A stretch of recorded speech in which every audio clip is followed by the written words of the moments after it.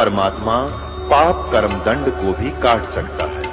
अभी तक जिस भी संत व महापुरुष से मिले, उन्होंने यही बताया कि पाप कर्म फल भोगने से ही समाप्त होगा। वो प्रभु कौन है जो पाप कर्म को काट देता है, वो काल के बंधन से छुड़वा देता है। उसका क्या नाम है, पूजा की विधि क्या है? कृपया अवश्य सुनिए जगत गुरु तत्वदर्शी संत रामपाल जी महाराज के अमृत वचन। ये मन सारे कुकर्म करवाता है, सुकर्म नहीं करवाता। और फिर जैसे कोई चोरी करता है, कोई डाके मारता है, कोई हत्याएं कर देता स्वार्थवश पैसे के लालच में, और फिर उसको भोगने पड़ते हैं।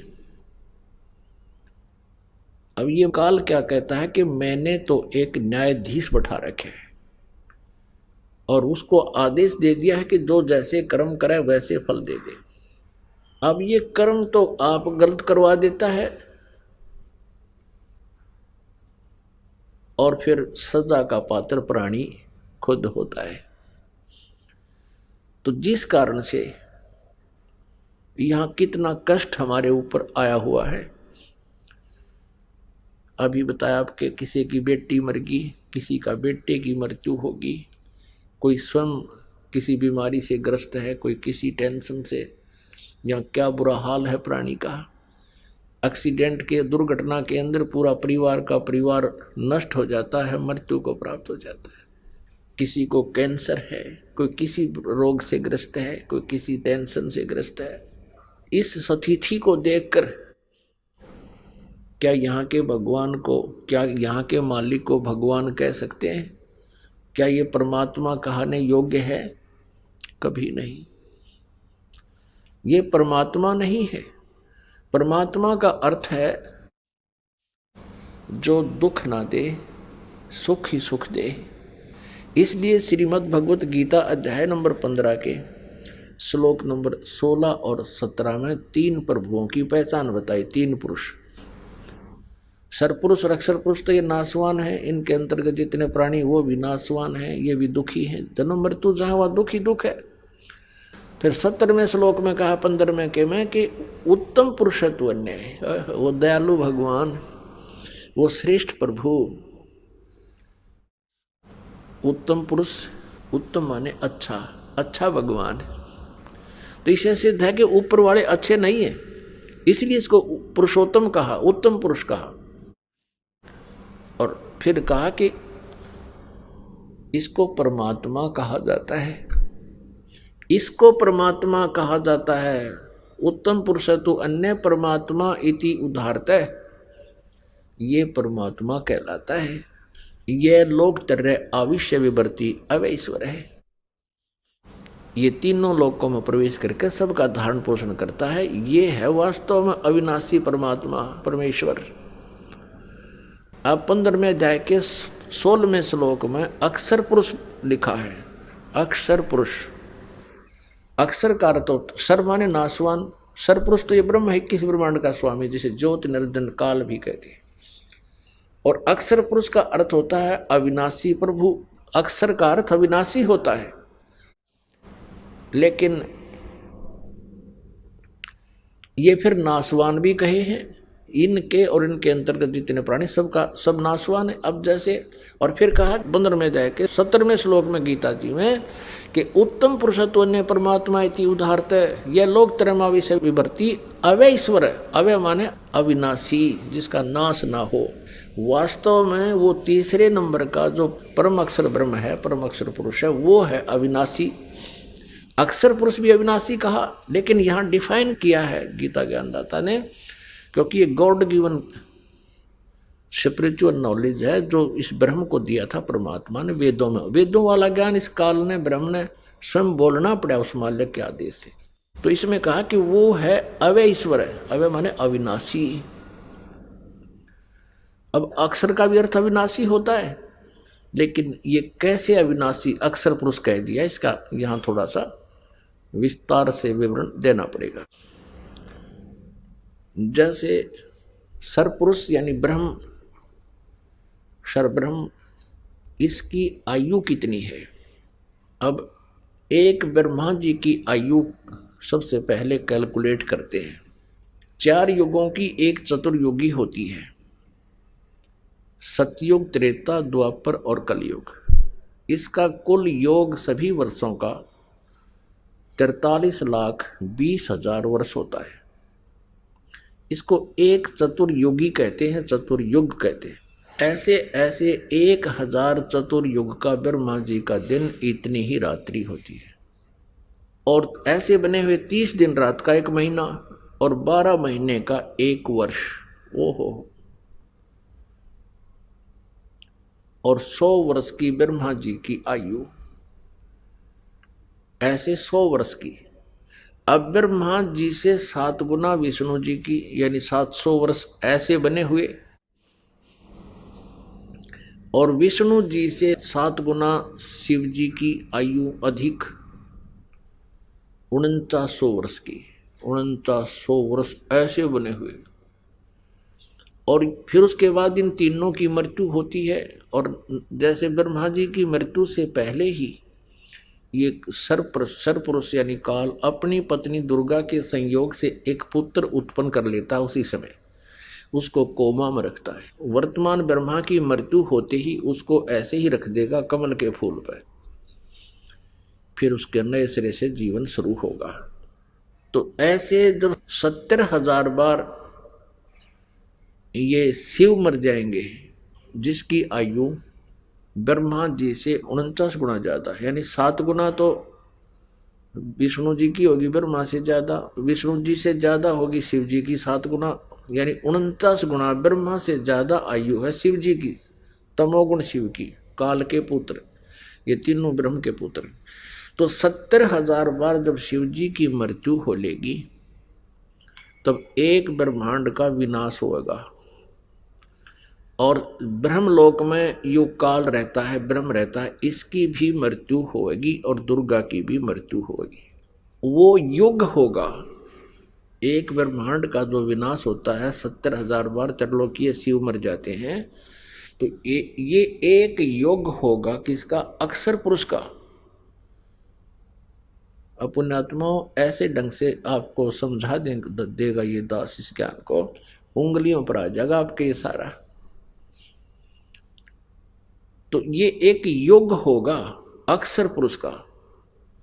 ऐसे 1,000 युग की अक्षर पुरुष का दिन और इतनी ही रात्रि, ऐसे बने हुए 1,000 युग का दिन, इतनी ही रात्रि, फिर 30 दिन रात का महीना, 12 महीने का एक वर्ष, और 100 वर्ष की आयु है इस अक्षर पुरुष की। अब देखो पुण्यात्मा, इतनी लंबी उम्र है इसकी, इसलिए इसको भी अक्षर पुरुष कह दिया। बताओ, और फिर भी इसकी मृत्यु। अब परमात्मा कबीर देव जी अपनी सच्चिदानंद घन ब्रह्म की वाणी में कहते हैं, एती उम्र बुलंद मरेगा अंतरे, क्योंकि सतगुरु लगे न कान न भेंटे वो संतरे। एती उम्र बुलंद मरेगा अंतरे, सतगुरु लगे न कान न भेंटे वो संतरे। परमेश्वर कबीर देव जी सच्चिदानंद घन ब्रह्म जी स्वयं ही तत्वदर्शी संत की भूमिका करने आते हैं, तब अपनी अमृत वाणी में, या उनसे जिनको वो मिलते हैं संतों को, वो संत अपनी अमृतवाणी में अच्छी आत्मा जो होती है, वो क्या बताते हैं कि इतनी लंबी उम्र भी हो जाएगी तो भी अंत में मृत्यु होगी। क्यों होगी? क्योंकि सतगुरु लगे न कान न भेंटे वो संतरे। सतगुरु नहीं मिले, तत्वदर्शी संत नहीं मिले, सतगुरु नहीं मिले, जिस कारण से इतनी लंबी उम्र वाला व्यक्ति भी होगा कोई, उसकी भी मृत्यु होगी। अब गीता जी अध्याय नंबर 15 के श्लोक नंबर 1 से 4 में यही कहा है कि तत्वदर्शी संत वो होगा जो उल्टे लटके हुए संसार रूपी वृक्ष के सभी विभाग बता देगा। और वो परमेश्वर कबीर देव जी ने स्वयं आकर बताया, अक्षर पुरुष एक पेड़ है, निरंजन वा की डार, तीनों देवा शाखा, ये पात्र संसार। फिर ये कहा कि उसके पश्चात उस परमेश्वर के परम पद की खोज करनी चाहिए, जहां जाने के बाद फिर लौट कर कभी संसार में नहीं आते। और जिस परमेश्वर ने सारे ब्रह्मांडों की रचना की है वो वही पूजा के योग्य है, उसकी पूजा करो, नथिंग एल्स। गीता ज्ञानदाता कहते हैं। तो यहां पुण्यात्माओं ये स्पष्ट हो गया कि इसको अक्षर पुरुष इसलिए कहा है कि इसकी उम्र लंबी घनी है। जैसे एक तो सफेद मिट्टी चीनी होती है, जिसको चीनी का बोलते हैं, कप, वो तो अंडरस्टूड है, हाथ से छूट गया और पक्के फर्श पर गिर गया, गिरते टुकड़े टुकड़े हो जाएगा। ये सतिथि तो समझो सरपुरुष की, ब्रह्म की, और इसके अंतर्गत जितने प्राणी हैं इनकी इतनी उम्र है। हालांकि हमारी दृष्टिकोण से ये बहुत लंबी उम्र है इनकी। ब्रह्मा जी का एक दिन हो 1000 चतुर्युग का, एक चतुर्युग में हमारे वर्ष यहाँ के 43,20,000, और फिर 100 वर्ष की उम्र उसकी, वो तरह जो। और फिर भी इनकी उस पूर्ण परमात्मा और अन्य उस तुलना से क्या बताते हैं, ये तो ऐसी उम्र है ब्रह्म तक की, इसकी सतिथि इनकी बॉडी की समझो ये चीनी का बना हुआ प्लेट होया करें, ये प्लेट है, कटोरी हो, कप है। और अक्सर पुरुष समझो स्टील की बॉडी है इसकी, ये समझ लो, चाय पीने का कप समझ लो। अब वो गिर जा तो टूटे नहीं, जल्दी सी वो खराब हो रही क्योंकि स्टील है, लेकिन स्टील को भी जंग लगेगा, इस्पात को भी जंग लगेगा, उसका समय बहुत लंबा होता है। इसलिए इसको अविनाशी इसको भी कह दिया, लेकिन ये वास्तव में अविनाशी नहीं है, इसका विनाश होगा। और अक्सर पुरुष तो उत्तम पुरुषत्व अन्य है। अब तीसरी धातु सोना होती है, स्वर्ण, गोल्ड। अब उसको ना जर लगे ना कुछ हो, कितने वर्ष रखे रखो। तो ऐसे इन भगवानों की सतिथि से परिचित होने के लिए अब इसको अक्षर पुरुष कहा है। गीता अध्याय नंबर 15 के श्लोक नंबर 16 में सरपुरुष और अक्षर पुरुष।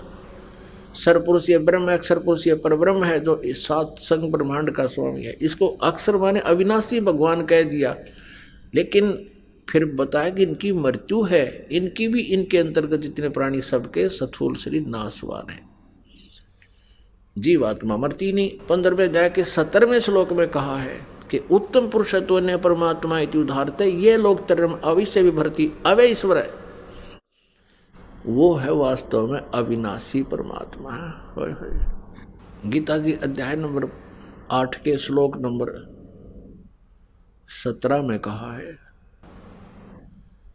कि ब्रह्म ने, यानी इस परब्रह्म को यहाँ ब्रह्म ने कहा है, उस परब्रह्म के, यहाँ ब्रह्मा का नहीं, इन्होंने उसका अर्थ ब्रह्मा का रखा, गलत किया है। और उसमें चतुर्युग भी नहीं है, अनुवादकर्ताओं ने चतुर्युग लिख दिया, उसमें ओनली युग लिखा है। ये देखिएगा, श्रीमद् भगवद गीता, गीता प्रेस गोरखपुर से प्रकाशित है, जयदयाल गोविंद का इसके अनुवादक है। श्रीमद् भगवद गीता अध्याय 8 के श्लोक नंबर 17 को दिखाते हैं आप, ये देखिएगा, अध्याय नंबर 8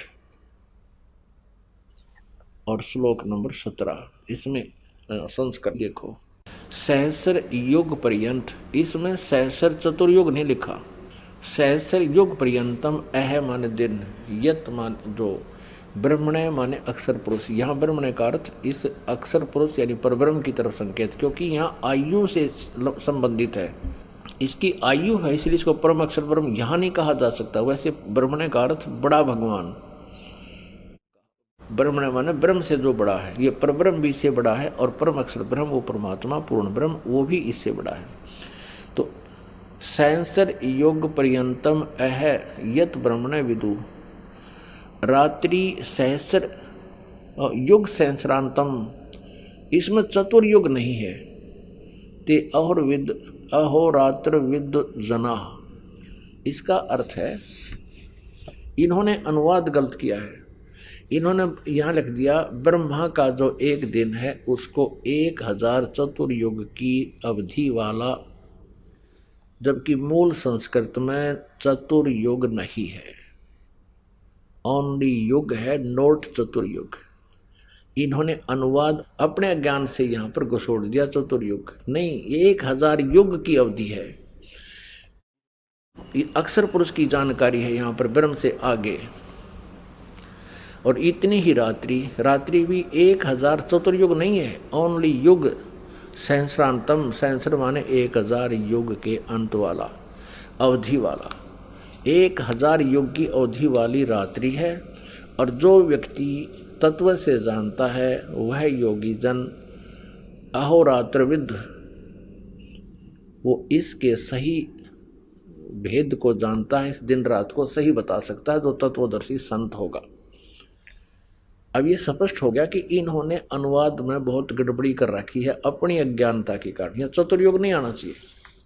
अब प्रश्न चल रहा है कि हम दयालु परमात्मा ने छोड़ के इस काल के लोक में आगे यो दयालु नहीं है। ये तो श्रीमद् भगवत गीता अध्याय नंबर 21 में अर्जुन कह रहा है कि हे भगवान, आप तो इन ऋषियों को भी खा रहे हो, आप देवताओं को भी खा रहे हो। और ये ऋषियों के समुदाय झुंड के झुंड हाथ जोड़े खड़े हैं आपके आगे, आपकी स्तुति कर रहे हैं स्तोत्रों के माध्यम से, वेदों के स्तोत्रों से, और अब मंगल कामना करते हैं कि बख्श दो बख्श दो। आप तो इनको भी खा रहे हो। अध्याय नंबर 11 के श्लोक नंबर 32 में गीता ज्ञानदाता श्री कृष्ण में प्रवेश करके कह रहा है कि मैं काल हूँ अर्जुन, और सबको खाने के लिए आया हूँ। और अर्जुन कहता है भगवान, कुछ तो आपकी जाड़ा में लटक रहे हो और कुछ को आप खा रहे हो, वो सब तो आपके मुंह में समा रहे हैं। ये खुद का मैं काल हूँ। अर्जुन का तुम तो उनको भी खा रहे हो जो आपकी स्तुति कर रहे हैं। पुण्यात्मा, जब तक हम इस काल के इंद्रजाल को नहीं समझाएंगे हम भक्ति नहीं कर सकते। हम यहीं इस काल के ही इस भूल भुलैया में, इसके ये इस चकाचौंध में यही भूले रहेंगे और जीवन व्यर्थ कर जाएंगे। परमात्मा के ज्ञान को समझकर फिर परमेश्वर कबीर देव जी की शरण में रहते हुए, मर्यादा में रहते हुए आप अपनी सच्ची भक्ति करते रहना। आपको यहाँ के सुख भी सबसे ज़्यादा मिलेंगे, लेकिन वो उतने ही देगा भगवान जितने आपको आवश्यक होंगे। तो ऐसे आप इसका करके देखना भक्ति भगवान सतपुरुष की। तो कहने का भाव ये है कि वो दयालु भगवान है और ये काल भगवान है जहाँ हम रह रहे हैं। और ये खुद भी कहता मैं सबको खाने के लिए आया हूँ, मैं काल हूँ, मैं प्रवृत्त हुआ हूँ। तो यहाँ कोई भी ऐसी व्यवस्था हमें नहीं लगती जिस कि हम परमात्मा को दयालु कह सके, यहाँ के मालिक को। हम जिस आधार से ये कह सके ये भगवान दयालु है, और कोई दयालुता भी करता है तो वो परमेश्वर पूर्ण ब्रह्म ही यहाँ आता है, हमें विधि बताते हैं और उनके अनुसार हम यहाँ क्रिया करते हैं। तो इस काल का जो नियम है वो भी स्थिर हो जाता है।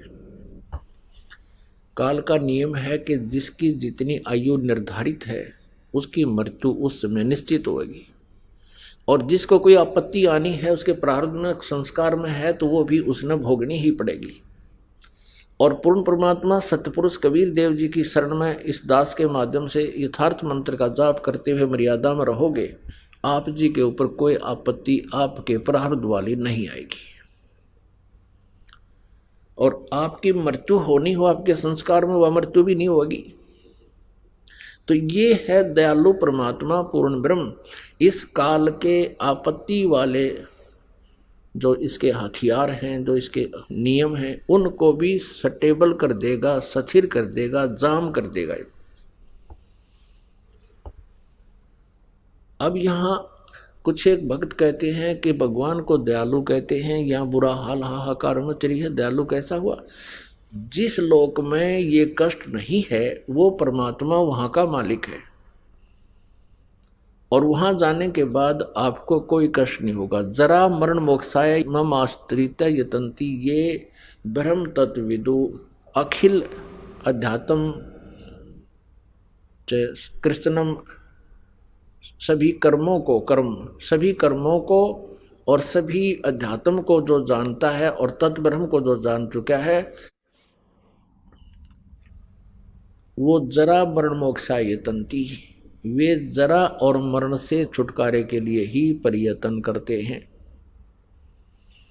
मेरे इस ज्ञान को आश्रय करके कि तत्वदर्शी संत की खोज करो। तत्वदर्शी संत फिर बताएगा ये ज्ञान जो दास आपको बता रहा है, उस परमात्मा को, तत्ब्रह्म को, परम अक्षर ब्रह्म की महिमा को जान करके फिर तो केवल जरा और मरण से छुटकारे का प्रयत्न ही करेंगे।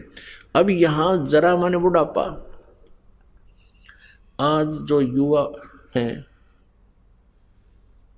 और जो आज वृद्ध हैं, अब उन युवाओं को ये ध्यान नहीं कि ये जो आज वृद्ध हैं ये भी कभी युवा थे, और आज इनसे उठकर बैठा नहीं जाता। कभी कोई पीड़ा, कभी कोई आंखों में कष्ट, कभी दांतों में दुख, कभी सिर में दर्द, कभी पिंडी भड़के, कभी कमर दर्द, कभी बाई होगी, कभी कफ हो गया, कभी पित्त बढ़ गई, सौ समस्याएं होती हैं। तो यहाँ परमात्मा बताते हैं कि सबसे बड़ा कहर इस प्राणी पर वृद्ध अवस्था होता है, और दूसरा कहर मृत्यु। और दोनों ही किसी को गंवारा नहीं, कोई नहीं चाहता दोनों को, और दोनों कंपलसरी। मृत्यु तो कंपलसरी है ही, बुढ़ापा ना आवे पहले मर जा तो और घना दुख, छोटे छोटे बालक रह जा। तो यहाँ कहर ही कहर है। तो यहाँ उस सतलोक में जाने के बाद ना बुढ़ापा है ना मृत्यु है, दोनों कहर टल गए। ना ही कोई कष्ट है ना कोई काम है। कोई भी व्यक्ति नहीं चाहता मैं काम करूं। यदि बिना किए काम उसको कुछ मिल जावे तो क्या जरूरत है उसने हाथ पैर मारने की। अब हम बच्चों को पढ़ाते हैं, इसलिए पढ़ाते हैं, और बच्चे भी इसी उद्देश्य से पढ़ते हैं, पढ़ करके हम अफसर लग जाएंगे या अधिकारी कर्मचारी लग जाएंगे, हमने ये कठिन काम ना करना पड़े। सभी ये चाहते हैं, पानी भी ना पीना पड़े, पहने वाले नौकर हों। तो कहने का भाव ये है कि ये व्यवस्था नकली है और असली व्यवस्था सतलोक में है। कोई काम नहीं, किसी चीज़ का अभाव नहीं, सदा बाहर वहाँ पेड़ वृक्ष, काजू किस्म, सेब संतरे फल, सदा बाहर वहाँ पर बाग बने हुए हैं। वहाँ का जल और दूध कभी समाप्त नहीं होता, खराब नहीं होता। समुद्र के समुद्र भरे हैं। जैसे गंगा का जल जो है सतलोक से आया हुआ है, ये एक एग्जाम्पल है कि ये कभी खराब नहीं होता, आप कितने वर्ष रख लो। और हम इस परमात्मा की वाणी, कबीर वाणी, और जिस कबीर साहिब ने जो वाणी गरीबदास साहिब जी को दिया, वो ज्ञान, उस अमर वाणी का हम पाठ करते हैं। और वहाँ यहाँ सिंपल जल रखते हैं, साधारण यहाँ का हम जो डेली पीते हैं उस जल को रख देते हैं। परमात्मा की इस वाणी के मंत्र चलते हैं, सत्संग के वचन होते हैं, उसके ऊपर सब मंत्रित होता है। वो उस जल को आप रख दीजिए, एक तरफ रख दीजिए गंगा का जल, एक तरफ ये अमृत जल रखती है। उस परमात्मा की वाणी से सिंपल जल भी वैसा ही बन जाता है। हमारे पास अब भी एक माई ने ला कर दिया, जब हम घर घर पाठ किया करते थे जा करके, इतनी बड़ी बोतल है 2 लीटर की हमारे पास रखी है अभी। सन 1997 में उसका पाठ किया था, 1997, 14 वर्ष हो गए, और आज तक वो ज्यों का त्यों है। तो सतलोक में उस परमात्मा की सतिथि है, उपस्थिति है, जिसकी यहाँ भी वाणी से इसे गंदे लोक में भी अमृत बन जाता है, सिंपल जल। वही ये जल अमृत गंगा वाला जल वहां से आया हुआ है। तो प्रसंग चल रहा है कि हम ये दयालु परमात्मा नहीं है, दयालु परमात्मा सतलोक वाला है। वहां जाने के बाद आपको कोई कष्ट नहीं होगा। शंखों लहर मेहर की उपजे कहर नहीं जा कोई, दास गरीब अचल अविनाशी सुख का सागर सोई। मन तू चल रे सुख के सागर, जा शब्द सिंधु रत्नागर। आत्म परमात्मा आकर कहते हैं, ए मन तू यहाँ क्यों उलझ रहा है काल के लोक में।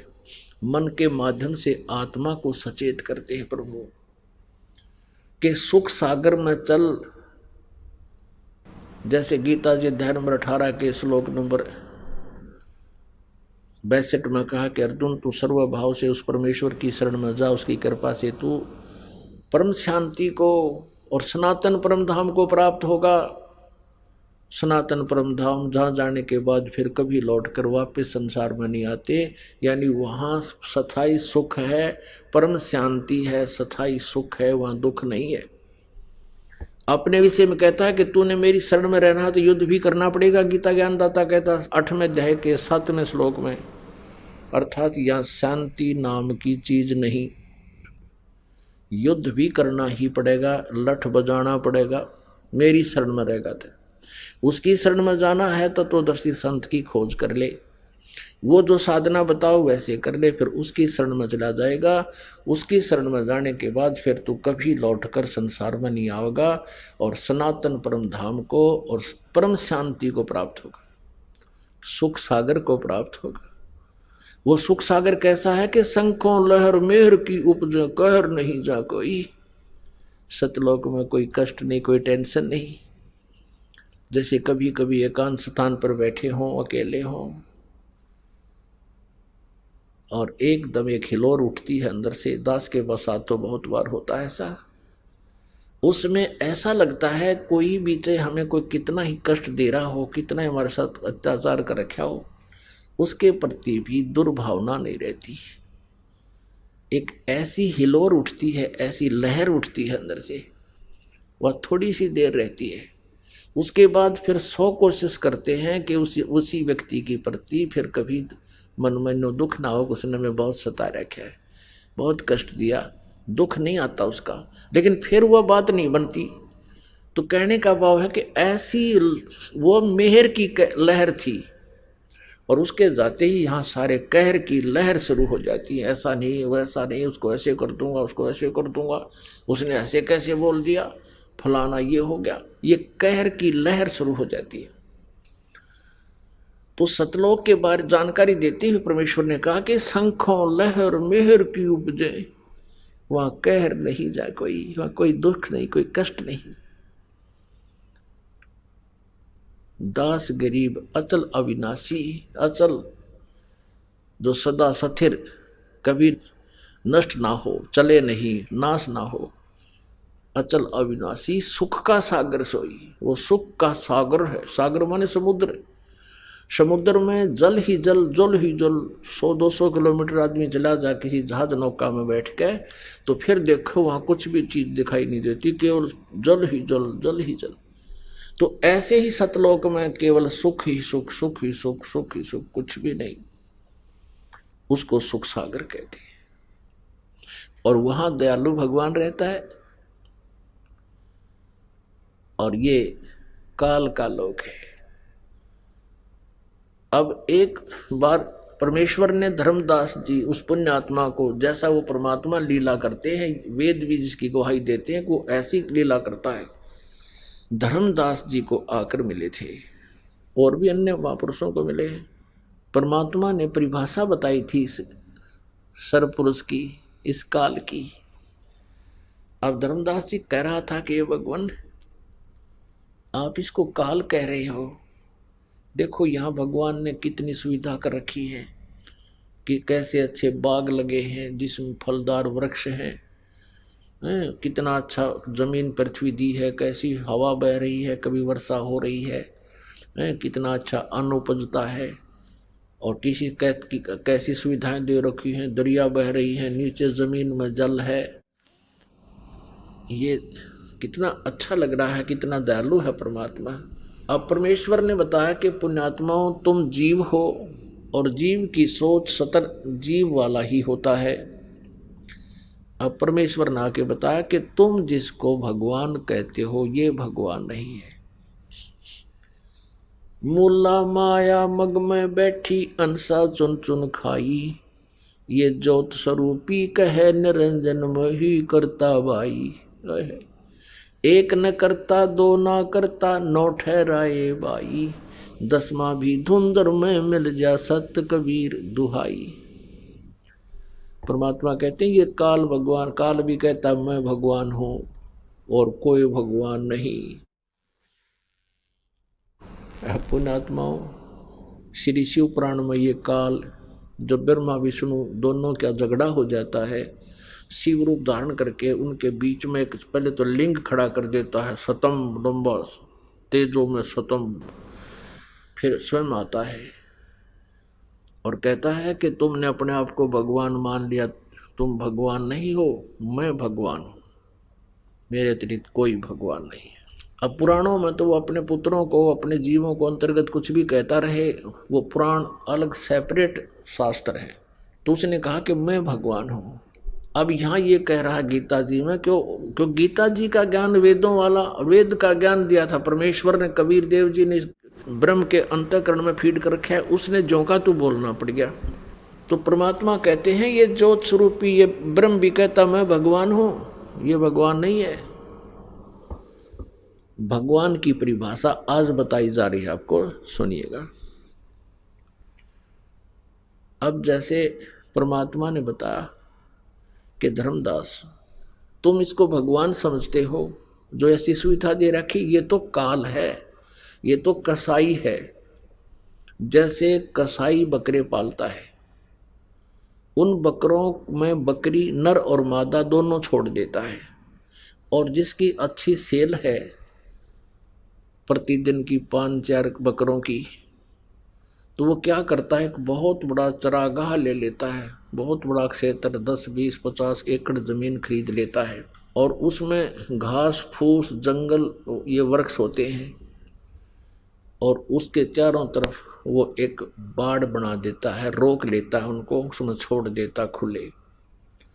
उसी में एक छोटा सा तालाब बना देता है, उसी क्षेत्र में एक गर्मी सर्दी से बचने के लिए कुछ एक झोंपड़ी नुमा लंबा शेड डाल देता है। अब वो नर और मादा बकरे और बकरी रजोगुण युक्त होकर के संतानों उत्पत्ति करते हैं, फिर उनमें मोह ममता भी होती है। सभी प्राणियों के अंदर ये तीनों गुणों का प्रभाव होता ही होता है। अब वो बच्चे पैदा करते हैं, सारी सुविधा वहाँ जल भी है, गर्मी सर्दी से बचने के लिए शेड है उनके लिए, वर्षा आती है तो भी उसके नीचे भाग कर आ जाते हैं, ज़्यादा गर्मी होती है तो शेड के नीचे वो बैठ जाते हैं। अब वो भोले प्राणी उस कसाई को जिसने इतनी सुविधा दे रखी है उसको अपना नेक मालिक मानता है, और ये देख सोचता है कि देख कितना अच्छा हमारा मालिक है, हमारी कितनी केयर टेक करता है, कितनी देखभाल रखता है, जल का तालाब है, पेड़ पौधे खूब हैं जहाँ वो घास फूस अड़ंगा खाते हैं, और शेड बना रखा है। और जब वो कसाई आता है उन बकरों में, वो तो आके देखता है बाजू पकड़ के, ये कितना मांस हो गया, इसमें कितने किलो का मांस हो गया, कितने का बिकेगा। और वो न सोचे हैं हमारा दयालु मालिक आ गया, और वो बकरे उसको प्यार देते हैं, ऐसे चाटते हैं और ऐसे अपने आगे के पैर उठा के और उनको प्यार देना चाहते हैं, नो प्यार करना चाहते हैं कि बहुत अच्छा आदमी है यो, इतनी सुविधा दे रखी है। और वो आता है नो देखने, यो कै किलो का हो गया, कितने का बिकेगा। और फिर वैसे तो वो दिखता है बड़ा दयालु की इतनी सुविधा दे रखी है, और जब उसका आ जाता है डिमांड 5-4 बकरों की इकट्ठी, तो वो ना देखता किसकी माँ है, किसका बेटा है, किसकी बेटी है, मोटे मोटे लाठी लेकर डंडा लेकर ऐसे निकाल ले जाता है और जाके कटवा के अपना उल्लू सीधा कर लेता है। कुछ खुद का खाता है और बाकियों को बेच देता है। जब वो बकरे या बकरी वो ले जाता है निकाल के, उनसे संबंधित जो बकरे हैं वो बहुत कुछ देर तो नो रो रो कर भागते हैं, नो देखते हैं कहाँ गए कैसे गए, रोते रहते हैं, वो लेके चला जाता है। अब परमात्मा ने काल की परिभाषा बताई कि यो काल है और तुम इसको दयालु मानते हो। दुर्घटना में देखो, किसी का बेटा मर गया, किसी की बेटी मर गई, खुद मर गया, पूरा परिवार का परिवार नाश हो जाता है। एक दुर्घटना में 4 व्यक्ति मर गए, एक ही घर के। अब कहाँ गई वो दयालुता, कहाँ गई ये सुविधा, चाट ले सुविधा ने, इन पेड़ पौधे ने। अब परमात्मा हमें याद दिलाना चाहते हैं कि तुम वहां चलो सतलोक में, और वहां जाने के बाद ऐसी ही सृष्टि है। ये गुमराह करने वाला पंथ, ये राधा स्वामी, धन धन सतगुरु, ये सच्चा सौदा सरसा, जगमाल वाली, यो गंगुआ वाला, और ये ठाकुर जी महाराज, यो जय गुरुदेव, ये सारे भ्रमित हैं। ये काल का चलाया हुआ पंथ है। और ये कहते हैं सतलोक में तो प्रकाश ही प्रकाश है, चेतन ही चेतन है, वहाँ भगवान नहीं है। वहाँ तो आत्मा ऐसे मिल जाती है परमात्मा में जैसे बूंद समुद्र में। बता इनकी अकल है। हम खोद रहे भगवान को, सारे प्रमाण बताने लग रहे परमात्मा साकार है, उसका सुंदर शरीर है, एक रोमकूप में करोड़ सूर्य करोड़ चंद्रमा मिला दे ऐसा उनका नूर है। अरे ये कि वहाँ कुछ भी नहीं है। तो जहाँ भगवान नहीं है तो हम के टिंडे लाएंगे वहाँ जाके, हम क्या करेंगे, गड्ढेंगे वहाँ पर, इसे नाथ यहाँ पर, इसे नाथ वहाँ पर। कोई भी कंट्रोलर नहीं हमारा। तो जिसके लिए हम तड़फ रहे हैं, जिसके दर्शनार्थ हम भगवान के दर्शन हो जाए, तो पुण्यात्मा ये वहाँ निराकार बताएं तो कौन जा भाई वहाँ पर। सपने में भी ना सोचा कोई जाने की बात करी, मारे मेडिटेशन वाले सुबह शाम 2.5 घंटे। बता जहाँ भगवान नहीं और डूब का मरने वाली बात है तो क्यों बैठे हो 2.5 घंटे में भी, क्यों समय वेस्ट कर रहे हो अपना। ऐसी गंदी जगह जाना चाहते हो जहाँ आदमी जानते डूबे मरे। अब समुद्र में कोई कहे चलो तुम समुद्र में डूब कर मरो, मिल जाओ उस बूंद में, चलियो कोई सा बकवाद करने लग रहे। कोई ज्ञान नहीं, कोई सोच नहीं, अपनी अकल प्रयोग नहीं करते। तो वहाँ ऐसी ही सृष्टि है। लेकिन इस मटेरियल का अंतर है। ये तो मिट्टी का बना हुआ है और 5 तत्वों में लीन हो जाएगा जब ये अंत होगा। इसको फूंक दिया जाओ चाहे गाड़ दिया जाओ, एक दिन ये खत्म हो 500 तत्वों में लीन हो जाएगा। अब ये 5 तत्वों से बना हुआ है। इसमें कौन कौन से तत्व हैं? पृथ्वी, जल, अग्नि, वायु और आकाश। और कोई सा दिखा है इसमें? कितना सुंदर स्वरूप बन गया। ऐसे ही वहां एक तत्व से बना हुआ शरीर है, नूर से, और वो इतना सुंदर शरीर है। 16 सूर्य जितना प्रकाश हमारे शरीर का होगा जब हम सतलोक पहुंच जाएंगे। और परमात्मा के शरीर का जो ये बंदा जल के लगावा, इतना नूर है परमेश्वर सतपुरुष के शरीर का। करोड़ सूर्य करोड़ चंद्रमा एक रोमकूप के रोशनी के आगे फीके हैं। यानी उनका इतना नूर है, वो समर्थ है, वो सर्वशक्तिमान है, अमित औजा है। अमित औजा जिसकी शक्ति का कोई वार पार ना हो। और हम जीव हैं, आत्मा है, हम वहाँ हंस रूप में होंगे। हंस माने जैसे यहाँ मनुष्य कहते हैं, नर कहते हैं स्त्री और पुरुष को, तो वहाँ हंस कहते हैं। हंस माने जैसे यहाँ एक पक्षी का नाम हंस है जो किसी सरोवर पर होता है, वो बुगले जैसा होता है सफ़ेद, और बुगला मच्छी खाता है, कीड़े खाता है, और वो हंस नहीं खाता।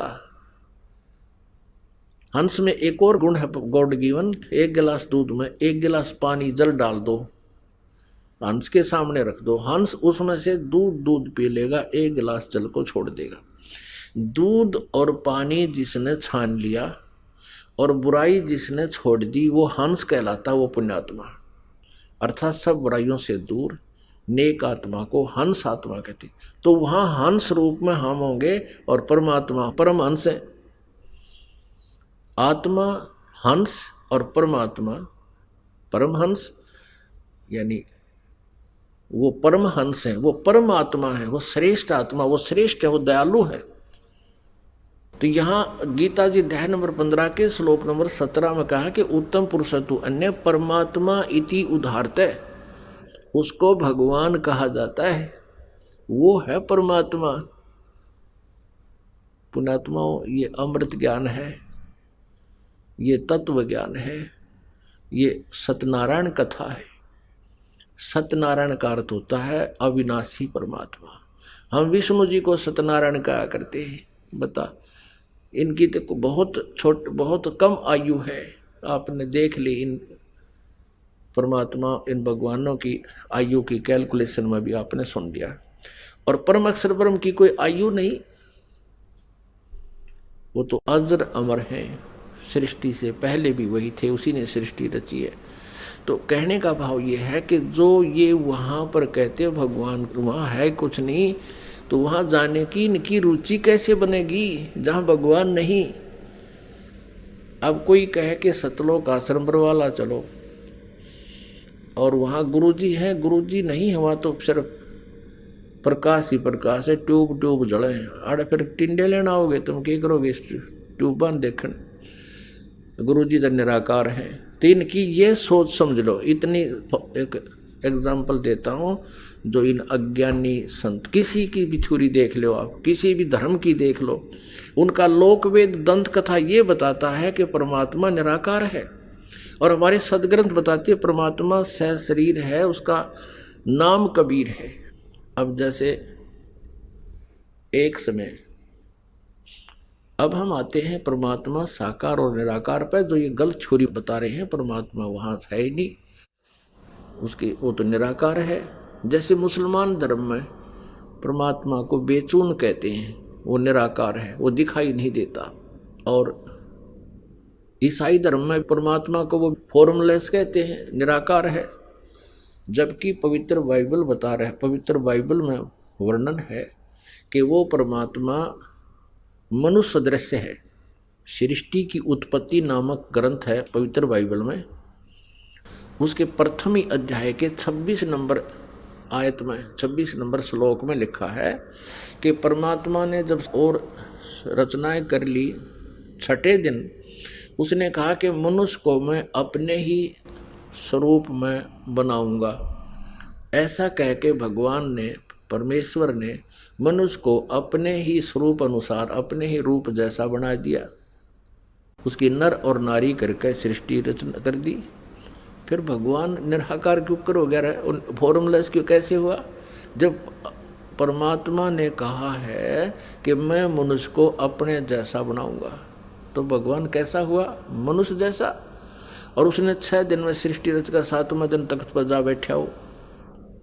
यही पवित्र कुरान शरीफ में सूरत फुरकानी 25 और आयत नंबर 52 से लेकर 59 तक, उसमें स्पष्ट किया है कि कुरान शरीफ का ज्ञानदाता, जिसको मुसलमान धर्म अपना अल्लाह भगवान गॉड मानते हैं, जो श्री हजरत मोहम्मद जी को आदेश देता है किसी फरिश्ते के माध्यम से या स्वयं किसी और, वह बोल रहे हैं ऊपर तो आकाशवाणी करके, वो उनका फाइनल गॉड है। किनका? मुसलमानों का, जो हजरत मोहम्मद जी को कुरान शरीफ का ज्ञान दे रहा है।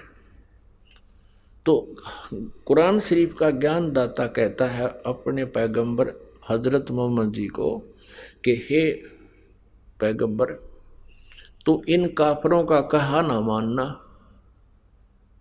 ये 52 नंबर आयत है सूरत फुरकानी 25 की। इन काफरों का कहा ना मानना, और मैं तुझे जो इस कुरान शरीफ में दलील दे रहा हूँ, जो ज्ञान दे रहा हूँ, इस पर विश्वास करना। और ये काफिर नहीं मानते कि कबीर इज गॉड, अल्लाह कबीर है, तो उस कबीर अल्लाह है मेरी बातों विश्वास करता हुआ इनकी बातों में मत आना। और कबीर परमात्मा है, उसके लिए तो संघर्ष करना, यानी लड़ना नहीं, झगड़ना नहीं, लठ नहीं बजाना, खून खराबा नहीं करना, इनकी बात तो मत मानना। और ये कबीर नामक अल्लाह वही है जिसने सभी सृष्टि रची है, पृथ्वी बनाई, इस नीचे खारा और मीठा जल दे दिया, इसी ने तुम्हें जन्म दिया, यहाँ सब संस्कार उसी से बने हैं। फिर वो परमात्मा अपने बंदों के गुनाहों से खूब खबरदार है। वो कबीर अल्लाह अपने बंदों के पापों का नाश कर देता है, उसके अपराधों दुखों से परिचित है। वो अल्लाह कबीर है जिसने 6 दिन में सृष्टि रची और 7वें दिन तख्त पर जा विराजा।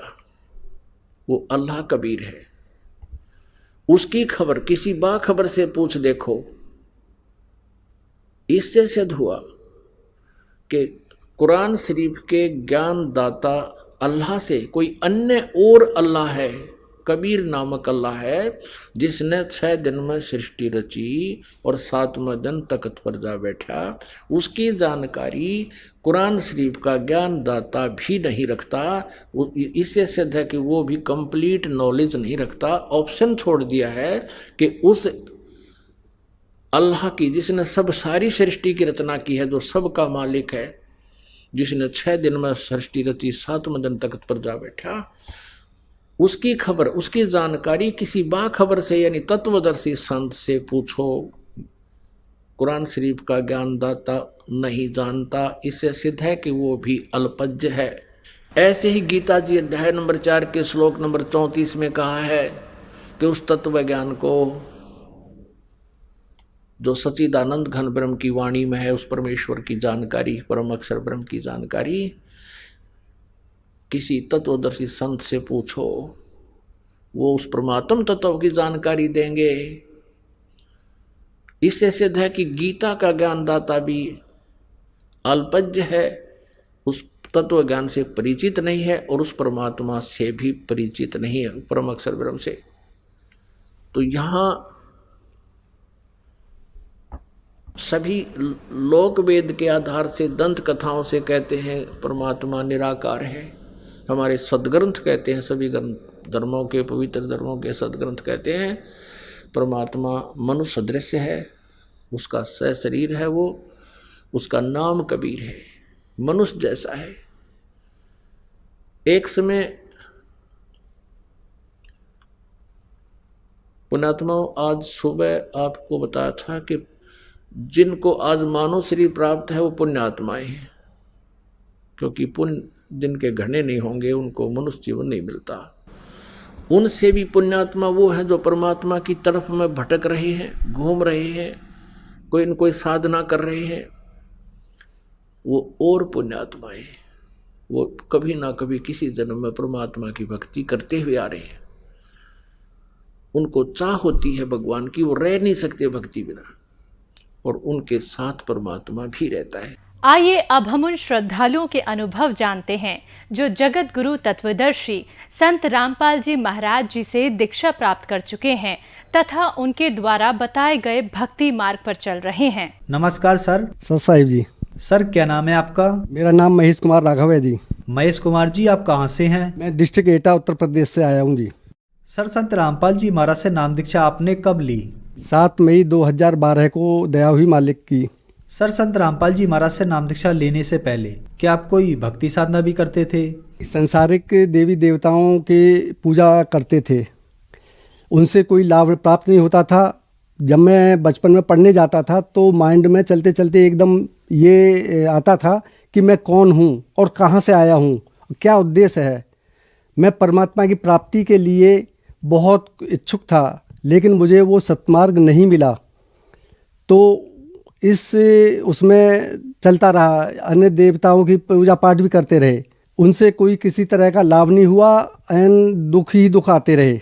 जहाँ पर अन्य लोग संतवंत भी आते हैं जो भी ये कहते हैं कि मैं परमात्मा से मिला सकता हूँ, तो दास ने उन संतों से कहा कि आप मुझे परमात्मा से प्राप्त करने के लिए सद्भक्ति क्या होती है बताइए। लेकिन उनका बताया हुआ मार्ग मुझे अच्छा नहीं लगा। 1984 में एक दोस्त थे, तो उन्होंने मुझसे कहा कि भाई आप परमात्मा की प्राप्ति के लिए इच्छुक हैं तो आप मैं बताता हूँ उस मार्ग पर चलिए। मैंने वो मार्ग क्या है कि आपको एक संत जो राधा स्वामी पंथ से हैं उनके पास चलना होगा और उनसे नाम दीक्षा लेकर सद्भक्ति करनी होगी। तो दास तैयार हो गया, मैंने कहा चलो ठीक है जी। तो यहाँ से हम दिल्ली पहुँचे, कृपाल आश्रम में है विजयनगर में। वहाँ पर महाराज दर्शन सिंह थे। 1984 में संत दर्शन सिंह महाराज कृपाल आश्रम से उनसे नाम दीक्षा ली और उनके बताए अनुसार मंत्रों का जाप शुरू किया। लेकिन उससे मुझे कोई किसी तरह का लाभ नहीं प्राप्त हुआ, अन्य कष्ट ही आते रहे। मेरी जो उत्सुकता थी परमात्मा प्राप्ति की, परमात्मा के मार्ग के किस तरह से मिलना है, परमात्मा की प्राप्ति कैसे हो सकती है, लेकिन वो कुछ नहीं हुआ। सर फिर आप संत रामपाल जी महाराज की शरण में कैसे आए? जी, मैं पेशे से डॉक्टर हूँ और क्लिनिक पे बैठा हुआ पेशेंट देख रहा था, तो उस परमेश्वर की दया हुई, संत रामपाल जी महाराज के कुछ भक्त थे यानी अनुयायी थे, तो वो उनसे मुझे एक पुस्तक ज्ञान गंगा प्राप्त हुई। जब मैंने ज्ञान गंगा को देखा और पढ़ा तो मुझे रोना आ गया, क्योंकि मैं जिस परमात्मा की खोज के लिए लगा हुआ था वो उसमें मुझे सफलता दिखाई देने लगी। मैंने घर पर अपनी पत्नी से कहा, मैं इस संत से नाम लेने के लिए जाऊंगा। संत रामपाल जी महाराज जी के आश्रम में पहुंच गए। वहां जाकर ऐसा लगा जैसे कि हम स्वर्ग में आ गए हैं।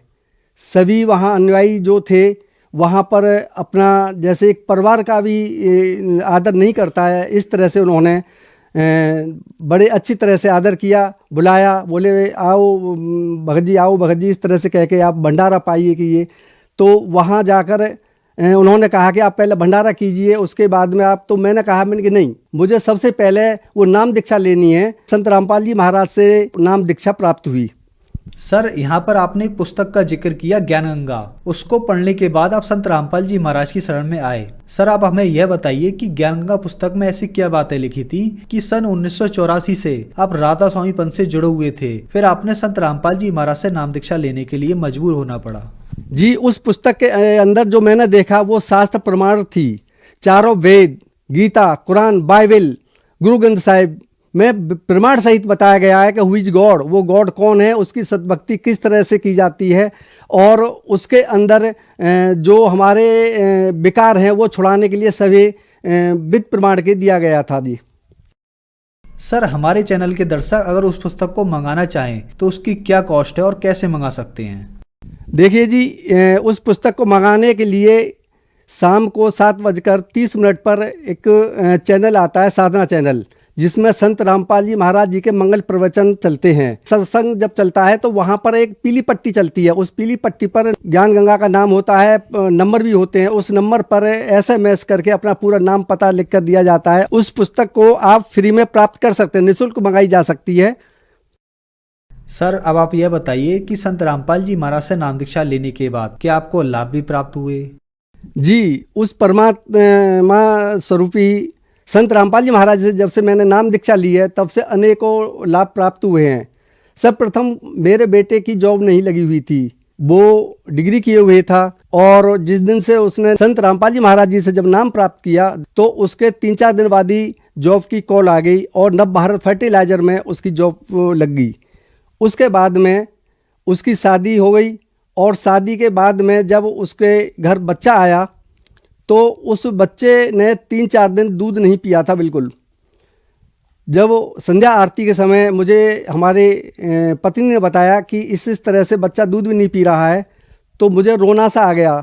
मैंने संत रामपाल जी महाराज जी को याद किया और कहा कि हे परमात्मा, ये संत रामपाल जी महाराज जी के बताए अनुसार हम भक्ति कर रहे हैं, और भक्तों के घर में जो भी आता है वो नेक आत्मा आती है, अगर ये दूध नहीं पिएगा तो मर जाएगी। मैं इतना ही कह रहा था तो उस दाता की दया इतनी हुई कि उस बच्ची ने दूध पीना शुरू कर दिया तुरंत ही। उसके अलावा दास के 3 बार एक्सीडेंट हुए हैं। एक्सीडेंट से बचाने वाला कोई और नहीं, परमात्मा है। संत रामपाल जी की जो बताई हुई भक्ति है उस भक्ति को करते हैं। 4 जून 2018 को जब सत्संग देखकर दास आ रहा था तो उस दिन बहुत भयानक आंधी और तूफान आए हुए थे, जिससे कि रास्ता भी अवरुद्ध हुआ था।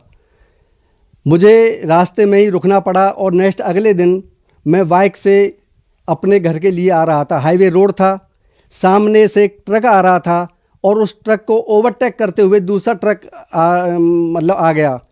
मेरे लिए कोई रास्ता नहीं था। मैंने जब देखा तो वहाँ पर मैं घबरा सा गया, लेकिन संत रामपाल जी से जो नाम प्राप्त था, जो दीक्षा प्राप्त थी, मंत्र प्राप्त थे, उनका जाप करते हुए आ रहा था।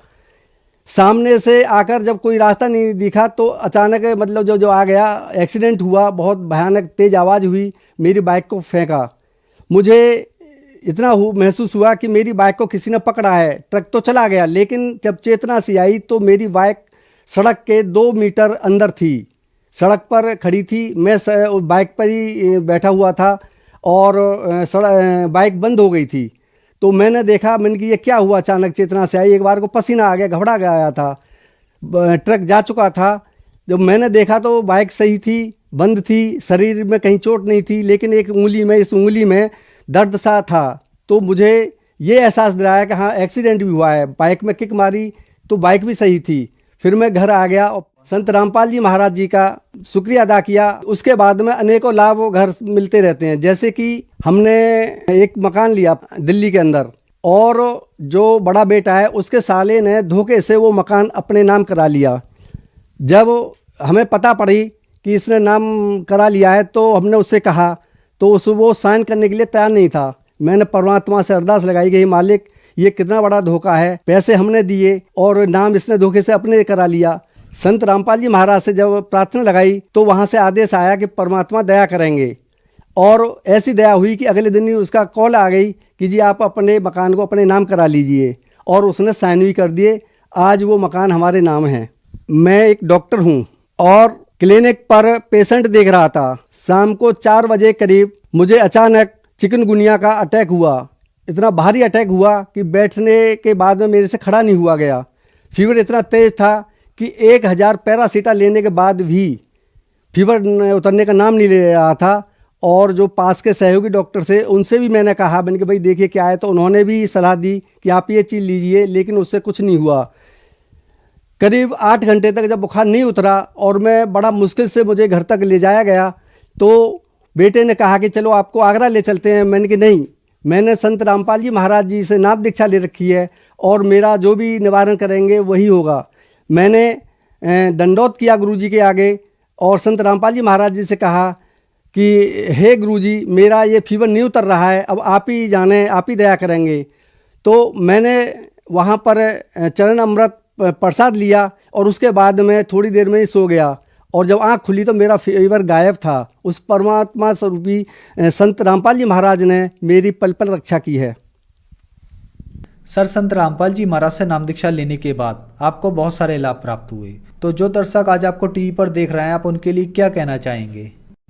जी, मैं संदेश नहीं दे सकता, मैं केवल प्रार्थना कर सकता हूँ कि इस संत से नाम दीक्षा लेकर भयानक से भयानक रोगों का विनाश होता है, सद्भक्ति प्राप्त होती है। जैसे कि बचपन से मेरे माइंड में जो आता था कि मैं कौन हूँ, कहाँ से आया हूँ, इस प्रश्न का कभी उत्तर नहीं मिला था, तो आज मुझे उन प्रश्नों के उत्तर मिले, आध्यात्मिक लाभ मिला और मोक्ष मार्ग भी मिला।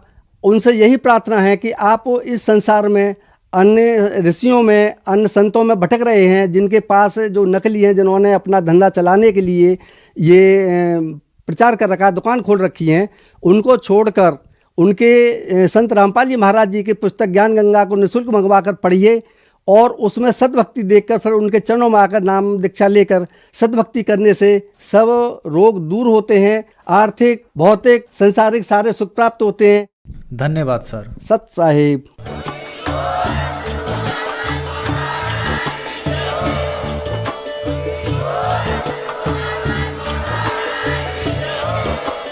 आप सुन रहे थे जगत गुरु तत्वदर्शी संत रामपाल जी महाराज जी के मंगल प्रवचन। अधिक जानकारी के लिए विजिट कीजिए हमारी वेबसाइट www.jagatgururampalji.org। संत रामपाल जी महाराज जी के शुभ आशीर्वाद से पूरे विश्व भर में 500 से भी ज्यादा नाम दीक्षा केंद्र हैं, जिन पर संत रामपाल जी महाराज जी द्वारा ऑनलाइन